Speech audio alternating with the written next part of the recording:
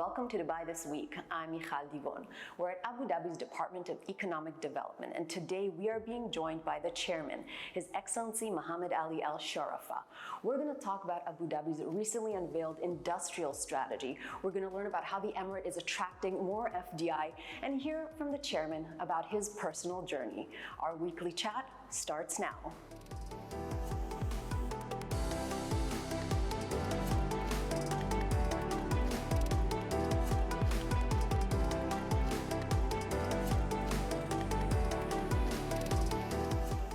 Thanks for this interview, Chairman. It's a pleasure to be with you. So you are the chairman of ADID, Abu Dhabi's Economic Development Department. You're also the chairman of ADIO, Abu Dhabi's investment office, also the chairman of Hub 71, the chairman of Khalifa Fund for Enterprise Development. You're the chairman of Etihad Aviation Group and the chairman of Security Commodity Authority. Yes. I know you started out at ADIA as a senior analyst. So tell us, firstly, how do you go from senior analyst to where you are today? Well, it's been a journey, to be honest with you. And if I'm not mistaken, I started in Abu Dhabi Investment Authority, which is the sovereign wealth fund of Abu Dhabi government, in 1993. And I joined the Far East Equities Department that time as a senior analyst, as you said. And I left Abu Dhabi Investment Authority in 2002. And I started with going into the private business, so that's the family business, where I was handling our construction company, our industrial facilities.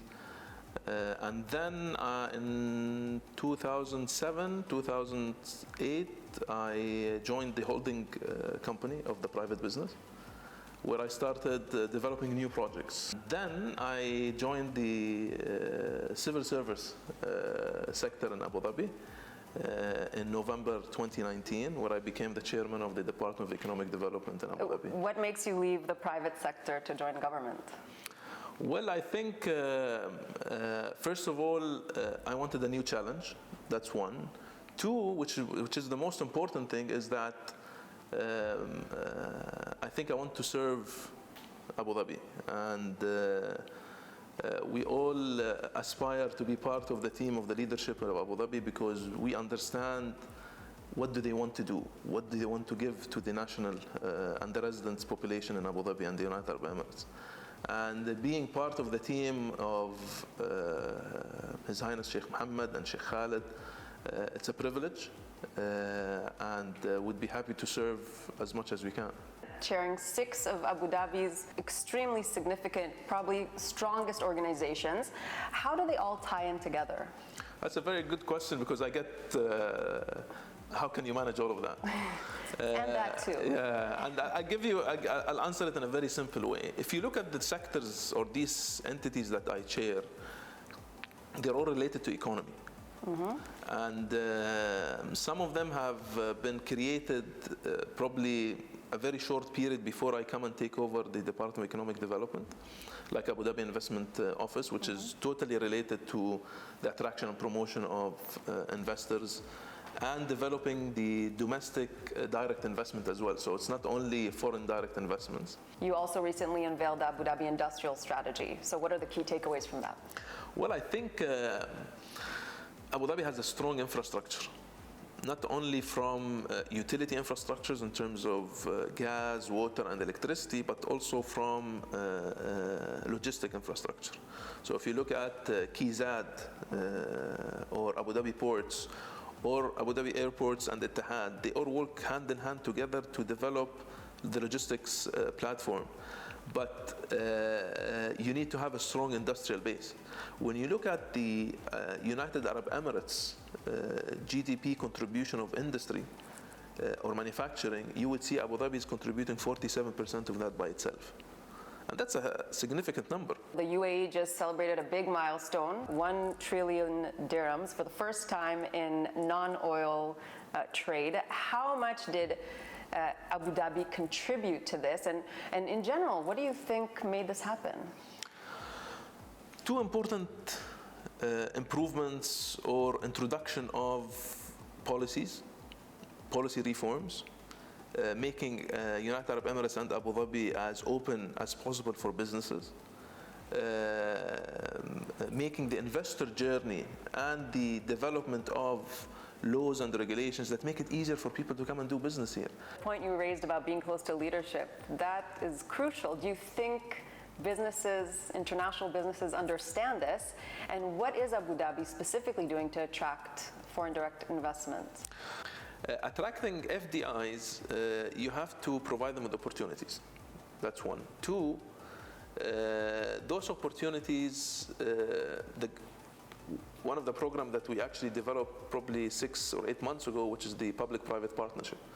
And this is where the government, even Abu Dhabi government, is capable of funding all its infrastructure or all projects that it's developing. But we thought, and because our leadership in Abu Dhabi says we want the economy to be developed by the private sector.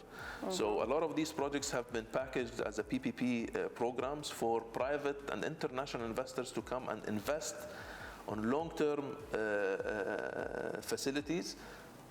Not only infrastructure projects, but also construction and other important projects that Abu Dhabi wants. What would you say are the incentives for businesses to set up in Abu Dhabi as opposed to somewhere else, even in the MENA region? Very good point, and that's why when you ask the first question, why I am the chairman of Abu Dhabi Investment Office, why I'm the chairman of Hub 71 and all of those entities, because these entities provide the right incentives and attraction. Again, you have to have the market, and we are providing that. We have to ease of doing business for investors, and not only for offshore facilities, but also onshore, because the business in the United Arab Emirates and specifically Abu Dhabi is targeting the onshore and offshore. We consider them as one. It's only the legal structure which is different, and we leave that decision to the investor. But again, I think one of the most important factors is that you are close to leadership. Leadership can hear the investor, can act as quickly as possible. And the infrastructure which is available in Abu Dhabi from digital or technology side, being the safest city in the world, Abu Dhabi, having a strong political relationships as well, leveraging the federal through the FTAs and CEPA. This all adds a lot of advantages for investors to come and open Abu Dhabi. Personal note, what's next for you? We're sitting here, it's August 2022. You're chairing 6 organizations. Where do you think you'll be heading? Where will we find you in 5 years? Probably sooner, because things move so fast around here. Well, it will be always a pleasure to serve the leadership in Abu Dhabi. And regardless, I'm a chairman of an entity or not a chairman of any of the entities, I will always serve my leader. And because personally and my other colleagues saw what our leadership want. And it is so close to, we see it, how close that to their heart. And you never know where I'm going to be, but I will be always happy to serve my leadership in Abu Dhabi. Thank you so much for this interview. Thank you.